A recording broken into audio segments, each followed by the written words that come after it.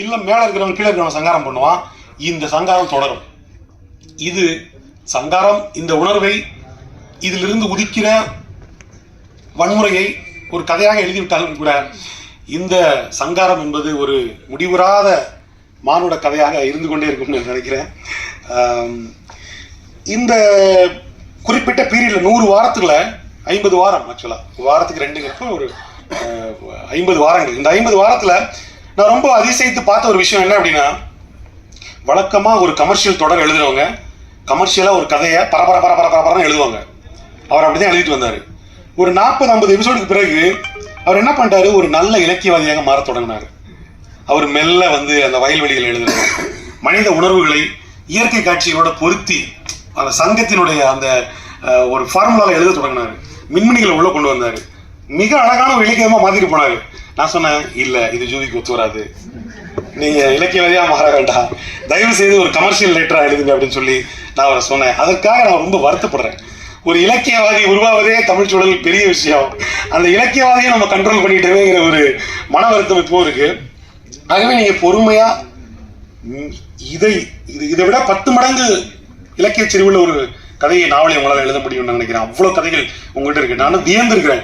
ஏன் அதை எழுதுன்னு கேட்டேன். திடீர்னு சொல்லிட்டு இருப்ப ஒரு சீன் வரும், சொல்லுவார் ரொம்ப நல்லா இருந்தது தலைவரேன்னு சொல்லுவார். இல்லை அப்படின்னு சொல்லிட்டு இன்னொரு சொல்லுவார், ஐயோ இது ரஜினி படத்தில் வைக்க வேண்டிய சீன் ஆச்சுன்னு சொல்லுவாங்க. அப்படி இருக்கும். ஆனால் வைக்க மாட்டாரு. உண்மையிலேயே அவர் வந்து ஒரு ஆயிரக்கணக்கான விஷயங்களை வச்சுட்டு ஏதோ ஒன்றை மட்டும் எடுத்து வச்சிருக்கிறாரு. 999 இன்னும் இருக்கு. அதனால மிகச்சிறந்த கதைகளை அவர் எழுதணும். ஆனால் என்ன ஒரு பிரச்சனைனா, இலக்கியத்தை அல்லது எழுத்த ஒரு ப்ரெஷர் இல்லாமல் எழுத முடியாது. யாராவது சொல்லி நம்மளை கட்டாயப்படுத்தாமல் இருந்தாங்கன்னா அது எழுதுறது ரொம்ப கஷ்டம்.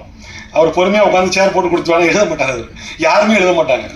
இந்த உலகத்தின் ஆகச்சிறந்த நூல்களில் ஒன்றான குற்றமும் கண்டறியும் நூல் கூட அட்வான்ஸ் வாங்கிட்டு அந்த அட்வான்ஸை திருப்ப கேட்குறாங்களேன்னு அவசரமாக எழுதின ஒரு நாவல் தான். அதனால் அப்படி தான் இடம்பெறக்கூடும். அந்த வகையில் எனக்கு ஒரு ரா சரவணன் என்கிற ஒரு பத்திரிகையாளர், ஒரு சினிமா இயக்குனர் என்பவர் ஒரு இலக்கியவாதியாக உருவாகி இருக்கிற ஒரு இலக்கிய குழந்தை இன்றைக்கு பிரசாத் ஸ்டுடியோவில் பிறந்திருக்கிறது. அந்த குழந்தைக்கு என்னுடைய அன்பையும் வாழ்த்துக்களையும் பாராட்டி சொல்லி விடைபெறுகிறேன். நன்றி, வணக்கம்.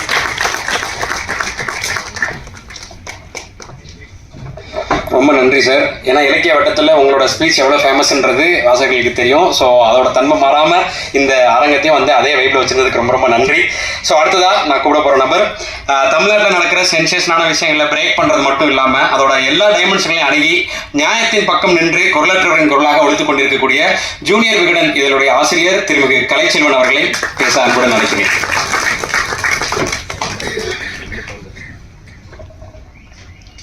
எல்லாருக்கும் வணக்கம். எனக்கு இது மேடை, இந்த கூட்டம் இது புதுசு இல்லை, முதல் முறை.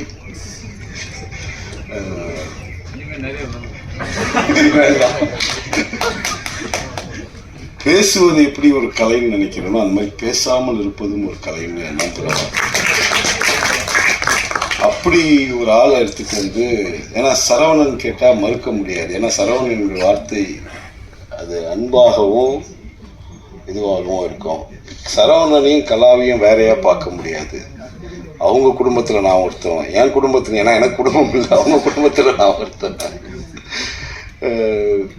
இந்த மேடையில் இருக்கக்கூடிய அத்தனை பேரும் நான் ரொம்ப மதிக்கக்கூடியவங்க.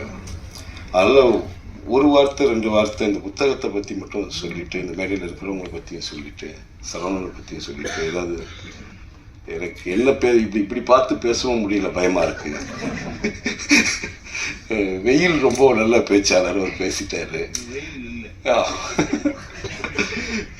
இங்கே இருக்கக்கூடிய நண்பர் யுவராஜ் ஆகட்டும், ஒரு முறை ஒரே மனநிலையில் நானும் யுவராஜும் சந்தித்தேன். இப்போது 2 பேரும் ஒரே மனநிலையில் இருக்கிறேன்.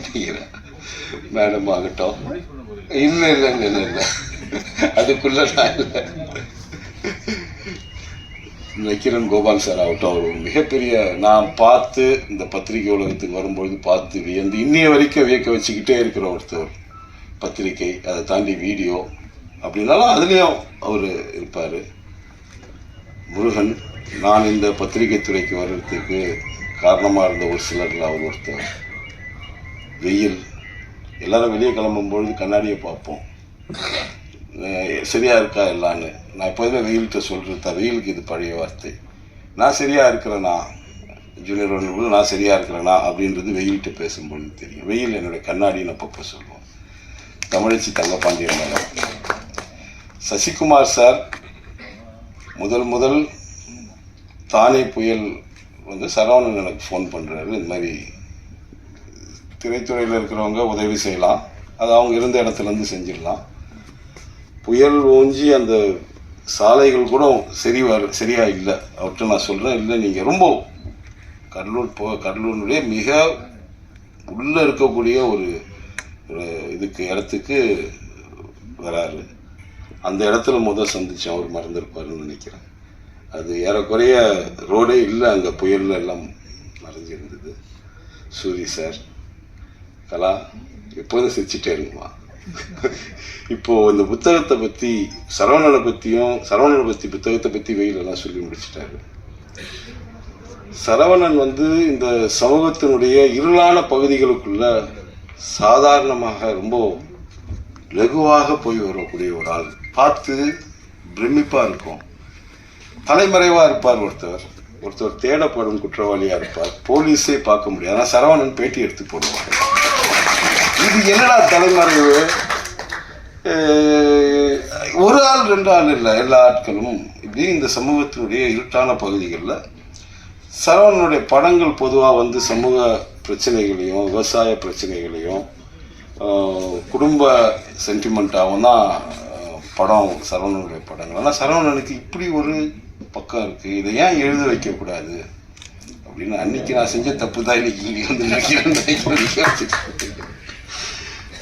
வேற என்ன சொல்லுதுன்னு தெரியல. இவ்வளோ நேரம் இருந்தவங்களுக்கு, ஏன்னா இங்கே மேடையில் இருக்கக்கூடியவங்களுடைய பேச்சை கேட்கறதுக்கு நானும் ஆர்வமாக இருக்கேன். தமிழச்சி மேடம், கோபால் சார் இவங்களுடைய பேச்சுகளை கேட்கறதுக்கும் பரவாயில்ல, இருந்தாலும் நீங்கள் பேசிட்டீங்க, அதனால் நன்றி. Thank you sir, thank you so much. So அடுத்ததான் நான் கூப்பிட போகிற அந்த நபர் 30 வருடங்களுக்கும் மேலாக பத்திரிகை உலக பயணம், ஏராளமான செய்திகளை அறத்தோடும் பொறுப்போடும் ஜனநாயக தன்மையோடும் அணுகும் தலைமை பண்புக்கு சொந்தக்காரர், ஆனந்த விகடனுடைய ஆசிரியர் திரு தி. முருகன் அவர்களை அன்புடன் பேச அழைக்கிறேன்.